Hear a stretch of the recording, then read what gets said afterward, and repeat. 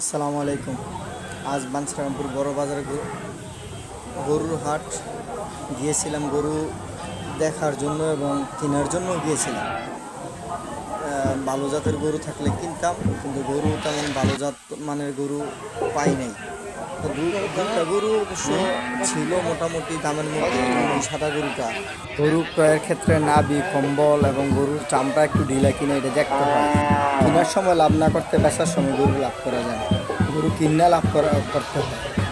আর এই সময় অনেক গরম থাকে, তো গরমের দিনে ভালো জাত মানের গরু না হইলে গরু অসুস্থ হওয়ার সম্ভাবনা থাকে। তুলনা এবার বাজারে বসে আছিল, ওই গরুটার সাথে গরুর মালিকের সাথে কথা বলছে, কিন্তু ইনি রাজি না, যে দাম বলছে তা রাজি না।